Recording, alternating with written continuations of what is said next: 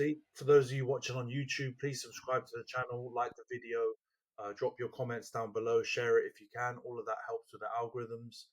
For those listening on Spotify, Apple, or any of the other podcasting platforms, please follow, give us a 5-star review. All of that stuff helps grow the podcast and get us out there in front of more viewers and listeners. So yeah, greatly appreciated. That's 40 odd minutes on United. As much as I love that, let's move on to the Arsenal segment then. So on the Saturday, late kickoff, West Ham 2, Arsenal 5. Every single goal in the first half. So we won't even talk about the second half because it was an absolute snooze fest. I think Raya only made one save from like a long range strike from Antonio that was never really going in, and that was about it. But everything happened in the first 45 minutes or 50 minutes because there was a bunch of added time. You guys were 4-0 up before I could even catch my breath. Like I wasn't even actually watching the game live. I was out and our group chat was pinging off and you were celebrating goals like London buses coming all along at the same time, and it was 4-0 before you can think about it. To be honest, all of them were really, really good or well-worked kind of goals. You obviously got the Gabriel header from the Saka cross. Really great set piece again. A bit of a different one, the way they approached it this time. It's that back posty one, isn't it? Like they all just stand behind the back post, and then Gabriel stands on the penalty spot for some reason. No. But what he did was he was actually. I don't think he does this on all the other corners. I mean, from the outside looking in, they were all at the back post. Then they rushed towards the front post, and Gabriel gets the header. That all of that true, check that happened. But what he did was he feinted, sucked Antonio into the crowd of about 6 guys. Antonio gets stuck behind this big pile of people, and he spins off around the side and nips in and gets the header. Who was the centre back? Was it Kilman? Was like just ball watching, not even ball watching. He was literally zonal, but not watching where the ball was, and stood still and just let Gabriel glide in there and get the header. Great goal. I don't like him stealing the celebration again, though. One time is fine. Like, it's technically different, though. He's doing it over his eyes. He's doing the Bozo version. I don't know. No, I don't know if he's a bit slow or something, and he's just messing it up, or he's doing it intentionally. I think he's taking the piss. He's definitely taking the piss. I don't know why. Like, what has Gokras done to him so badly? Just get another celebration. Don't start doing the Mo Salah where he starts sitting on the bloody sideboard and tries to steal other people's celebrations. Mo needs to get his own one, right? Well, Mo's been trying a bunch of different ones. He's been trying a bloody bow and arrow, like Legolas out here. Man can't get any of them to stick. Yeah, I almost said I love Mo Salah. I don't love Mo Salah, but I rate Mo Salah. He's world class. He's Liverpool's greatest ever player. But he needs to have his own celebration. He can't keep stealing other people's celebrations. Same with Gabriel. He's becoming your best centre-back. Honestly, I have to say it, man. I know everyone loves Saliba, but I'm going to stay on this Gabriel train. He's bloody class, mate. He scores so many goals, and he always sets the pace for your defence. He's a leader. If he's not there setting the pace, things look a bit spooky and look a little bit more shaky when he's not around. So honestly, he's class, mate. Great first goal. Then you've got the Trossard tap in. Again, Saka's involved in that, by the way. Odegaard ball to the little link up between them, and then that little dinky ball that Odegaard seems to be able to do. I mean, there aren't many other players. Like, I know there are other players in the league that play unbelievable balls, right? Whether it's Trent or KDB or Bruno, they all play unbelievable balls. But that little he's almost like a scoop, like a chip scoop that he does. It's like a golf shot. You know that golf shot where you just chip it up. There's not much pace. Exactly. It doesn't look like it's actually going to do anything special. But there's a little bit of backspin that pulls it back right into place. Because Trossard did another one. With that last Havertz goal, Trossard did the same thing as well, where it looked like it was in the air for ages. And why are you not cutting it out? It almost deaded on the spot. Yeah, right? Exactly, perfect. But that ball specifically from just outside the box to just inside the box with just almost no pace on it. I get angry when I see it at the beginning because I'm like, what the fuck are you doing? Right, play a proper ball, play it along the ground, do whatever. But it works, man. And the touch from Saka, it was like a knee, thigh-ish type of thing, and then brings it down immediately, passes it to Trossard. That reminded me of Wenger football. Do you remember when we used to do those little link up, one touch there, one touch here, easy tapping goal to finish? Goals. Exactly. Nasri and Wilshere goals, That reminded me so much of the old Arsenal. And then obviously the Odegaard penalty, I think it was a penalty. Saka's I think fouled Saka, again. yeah, Saka involved in gets that injured again. or not injured. Sorry, he gets fouled. I think that's a foul. I'm not going to have anything about that not being a foul. That's definitely a foul. Weird thing about not weird. I'm not going to sound like try not to sound like Jamie Carragher when I say this, or Jamie Redknapp or whoever it was that was saying it was weird. But Saka gives the penalty to Odegaard after waiting ages for the referee to figure out what he's trying to do, and Odegaard puts it away. So I'm really happy about that. I mean, I would have loved for it to be Saka again because I also had Saka in my FPL team, but I think that was probably the worst goal out of all of them. But I'll take it.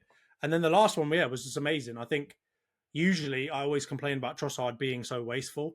He just hoofs it sometimes. He doesn't ever seem to play a side foot ball. Like, he just laces everything all the time. And it's probably part of the reason why he's a good finisher, because there is no side foot. He just hammers everything. But this was a pass, and I was thinking, mate, what are you doing? Play with a bit of finesse, right? Have some nuance, have some refinement to you. But he manages to get it over the top of, I can't remember whoever the defender was, but Todibo or whoever it was, but he gets it over them. Kilman again, I think. Kilman again. So Kilman's getting rinsed. Manages to get over him. He dives to try and get the ball, completely misses it. And yeah, I mean, I can't really say anything about the finish. I think it was actually quite poor goalkeeping because he ended up kicking it right down the middle. And it was ice cold though because he sold him. He waited right until the last minute, didn't he? No, and that was it. Because I think if Havertz's instinct, like if he tries to use his instinct, he misses. So I actually prefer him to try and do that to the goalkeeper. Maybe that's the only way they can score with a somewhat open goal.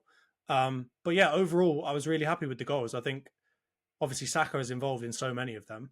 Obviously the fifth one as well. Yeah. So yeah, no, I'm really happy with it. But I mean, do you want to talk about the two bloody shaky, what was it, 2 goals in like bloody 120 seconds or whatever before halftime?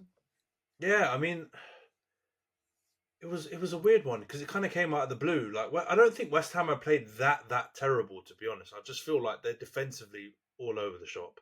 And I'll tell you what, we may have absolutely dodged one with Todibo because he looks so shit. I'm sorry, he looks rubbish. And I was like big on the whole Todibo train when we were linked with him. But he just doesn't look like he knows what time of day it is when in the Premier League. It just looks way too fast for him. But yeah, you guys absolutely rinsed them. Kilman's got no excuse as well because he's played in the league forever, and he got absolutely destroyed by your attack. But now, out of nowhere, I think it's Soler who plays the ball through to Wan-Bissaka. Shocking defender. Player, tucked it away. I think he just takes it really early, which catches Raya off. And he goes near post. He goes low near post really early. And I thought he was going to absolutely fluff it, but it was perfect placement. And I can't really... I mean, I want to blame Raya because you shouldn't be conceding anything near post, but I kind of feel like he takes it too early. There's nothing you can do about that. And he puts it right next to the post. So, I mean, maybe Raya could save that, I don't know, 2 times out of 10, but you've got more chance that it's going to be It's got to be a foot save. You've got to save it with defeat in those cases, and I don't necessarily think he always is great with that. If it was like Emi Martinez or someone like that, or like even Stefan Ortega, I feel like he probably could have saved that, but Raya's not. No, he doesn't seem to be a leg. He doesn't seem to be a leg save keeper. He seems to be more. If that was the prime De Gea, he would have probably saved that. You remember that day at the Emirates when he saved everything with his feet, basically, and he used to always go with his feet. Like, fair enough, but it's not natural. I always found it weird when De Gea used to do that. He kind of only got away with it in my book because he was so good at it. But otherwise, it's a weird technique for a goalie to constantly go with the legs. But I think with that one, it probably would have helped save it because you're probably quicker when it's low like that to get your foot down. But no, I thought it was a good finish. And then, the free kick, I don't think it was a free kick, first of all. It's not a free kick. Thingy dived, Paqueta dived. And he's a bit of a stinky diver, isn't he? I mean, he's a good player, but he loves doing that. He flops like no one's business. Prime LeBron floppage going on with him every single time. But man, the free kick was unbelievable. Like, no goalie saving it. In off the bar, top corner. I mean, there's nothing really you can do. I just think you would... It's a little bit shaky to concede goals that quickly, but honestly, I've seen some analysis of it, and I do agree with it. When you're 4-0 up, it's natural that you can maybe concede one goal. The second one is the one where you got to lock back in. You can't let it get worse. And to be fair, you did do that. I mean, West Ham made it easy for you. Again, stupid decision making in their back line. what the hell Fabianski's doing. He comes out doing his best Onana impression, knocks Gabriel's lights out. At the beginning, I thought Gabriel flopped because I didn't actually see. You can't see it from the direct angle that he hits him, but he comes and hits him right across the face, knocks him straight out, and then boom, Saka tucks it in. Actually, Fabianski should save that. Not a good penalty. It's not a great not penalty. A good penalty at all. Not a good penalty.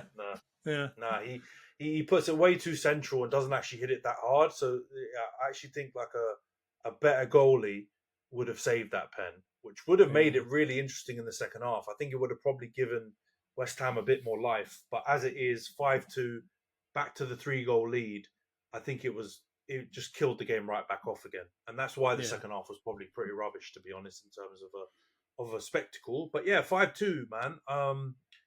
What's that? 5 goals in 2 games back to back. If you include the Forest game, that's also another 3. You've got like 13 goals in 3 games. You've got your attacking Arsenal back. So do you really think that this? You've mentioned it a few times that you should hopefully get some wins in this run. Do you think this is now a winning run that you're on, or do you think you're still too early on to say that?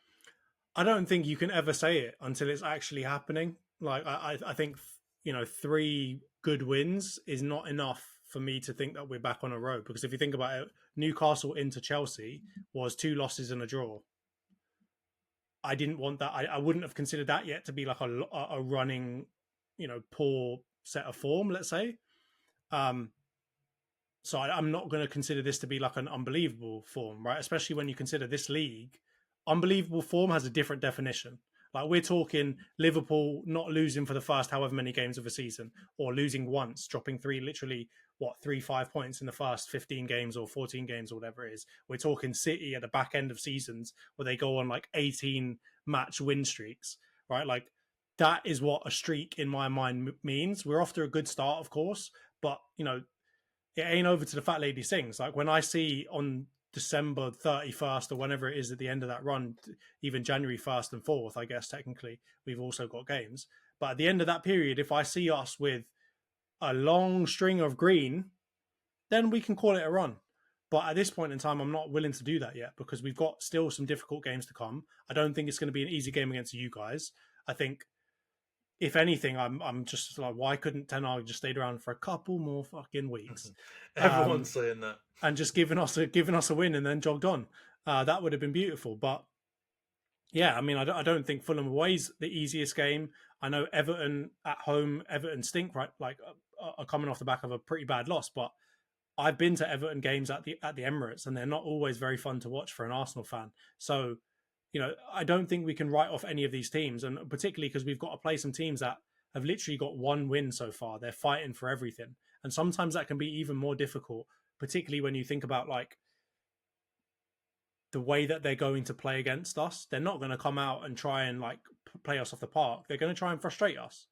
And, sometimes I even said it in the group chat today, what annoys me about Arsenal sometimes is the lack of like a gunman, right? And we said it before many times, right? Like we've got good players, we've got players that can score, we've got players like Saka, etc., who are probably, Saka and Trossard are probably our most clinical players, but we don't have like a Haaland-esque clinical striker. We don't have, like that real gunman striker like an Isak or whoever else. So it still worries me in some of these bigger games against players, teams that are going to play like low blocks and just try and frustrate us, that we may not be able to break them down.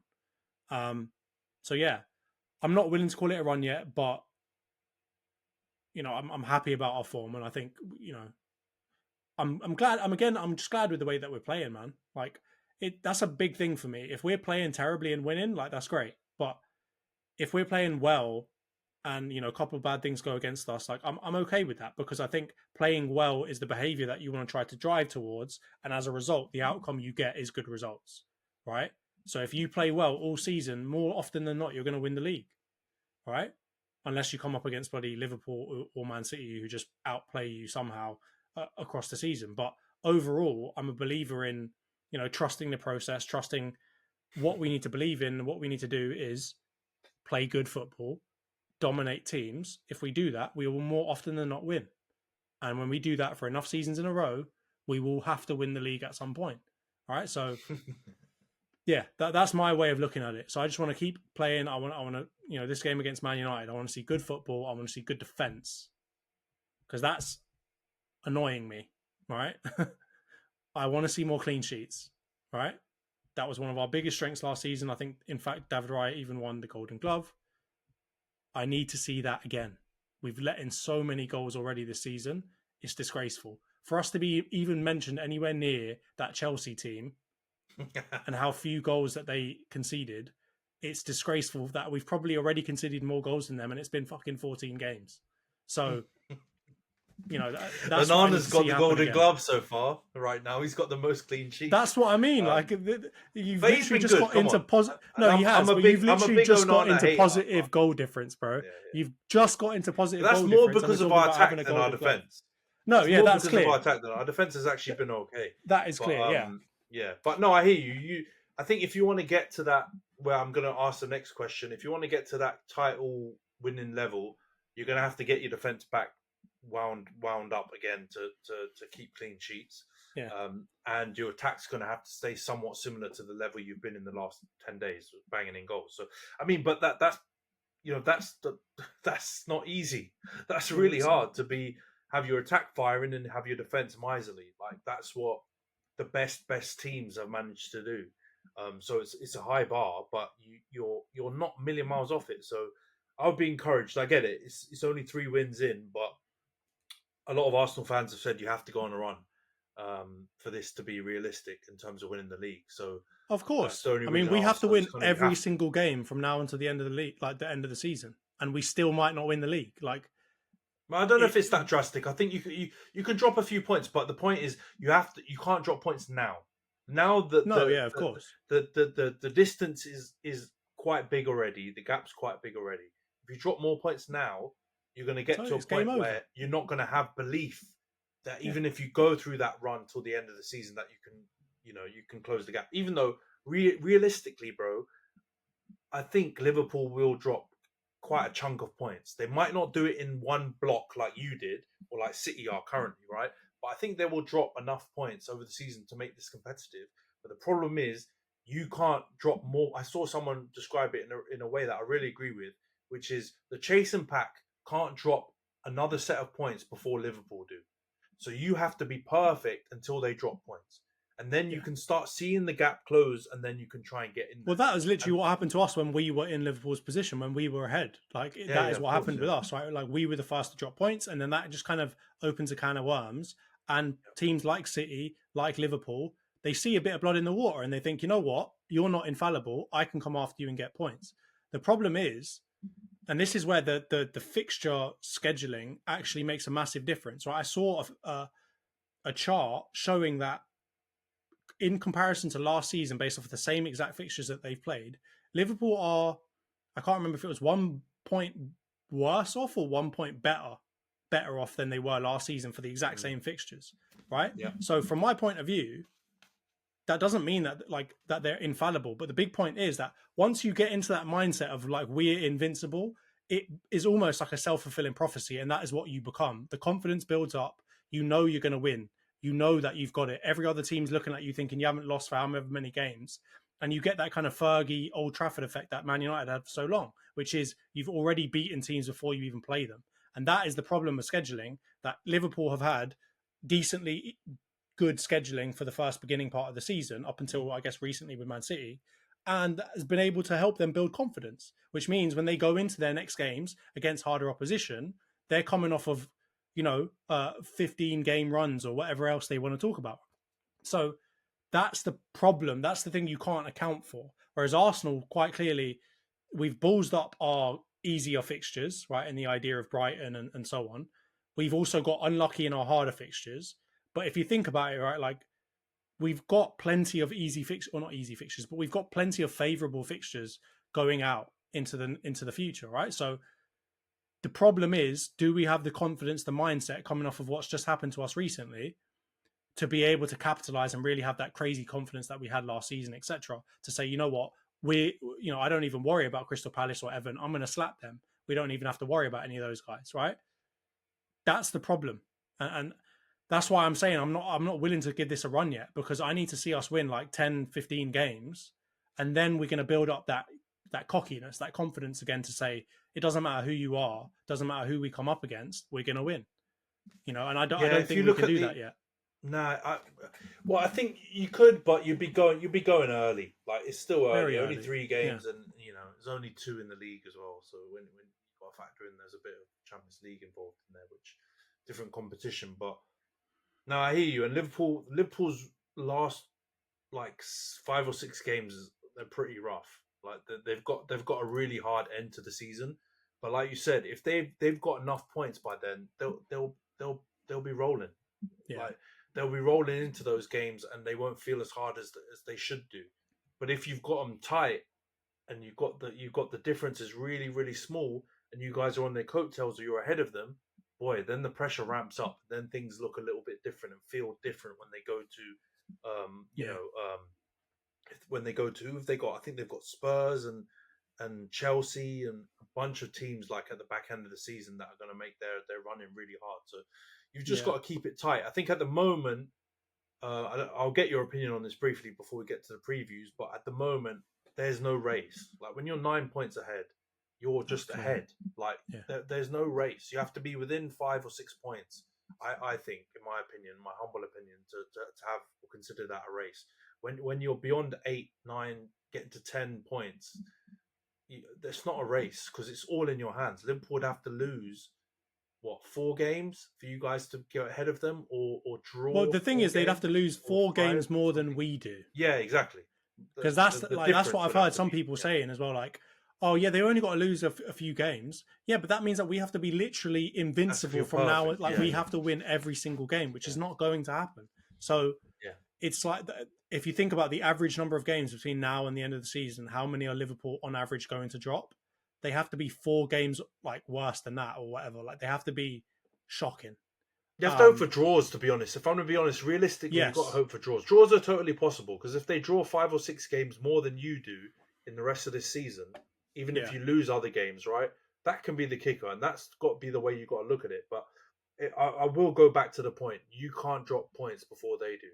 Like, if they drop points, then things can get sticky for them in the next couple of months. I need them to get battered away because I mean I'm done with bloody relying on anything bad to happen at Anfield because these flipping just don't unless give up. They're always they're always making bloody noise. Yeah, you have to be someone that they really don't care about to not even get up for it, right? Like, but against any other team, or if it's a difficult point in the season, that bloody stadium is jumping all the time. Like that, there was a period where they were literally whistling at every single Man City player that touched the ball for like a constant 10-minute stream of just whistling. Like honestly, I felt like I was in the French Open or something, where they're just whistling and booing people for absolutely no reason. And it was horrible.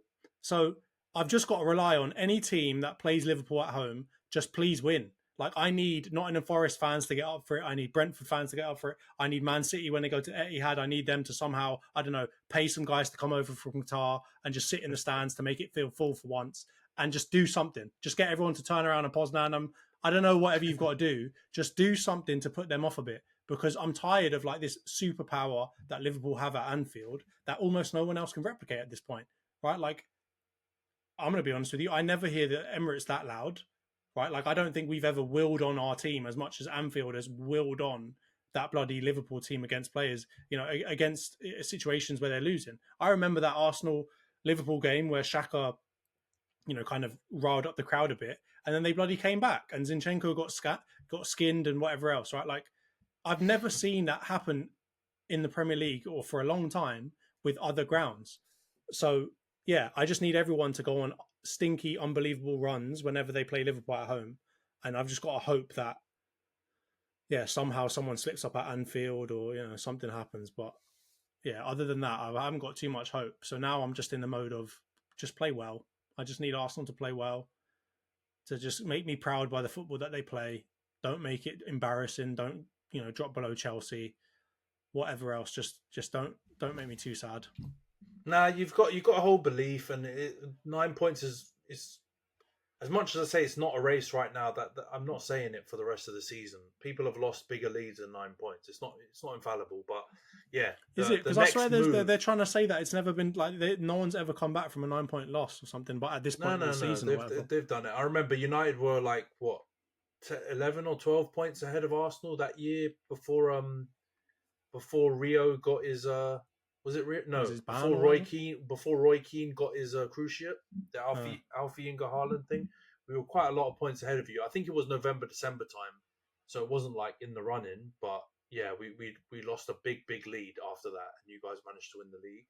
Well, that gives me some confidence then, because I couldn't remember exactly the number of points, but I'd seen a couple of people. It was double digits. Say like it was early in double digits at this point of the season or whatever. No, yeah, I don't know. Maybe early December. Maybe that happened in middle of November or something. It was close. Like let's be real. It's not like early December and middle of November that different. Yeah. And then in the run-in, we threw away a 6-point lead. I think it was against City, or an 8-point lead in a run-in. A bunch of teams have done it. It's totally doable. But yeah, at the moment, you can't be the ones to drop the next point. You or Chelsea. Let's throw Chelsea in there. Chelsea want to throw themselves in. You guys can't be the chasing pack. Can't drop points before Liverpool do. And you've got hope. They've got tough games. They've got Newcastle away, Everton away. They've still got to go to Spurs away. They've still got, like you said, City away. Hopefully City will be better by then. They've got difficult games, man. They've got us third last. Yeah. Was it the third to last game? They've got to play us. Yep. That'll be at Anfield. Season. You guys have been decent at Anfield recently. You haven't lost for a couple of years, and really should have won there in the last couple as well. So it's possible, man. Let's hold out belief, because I don't want them to get there.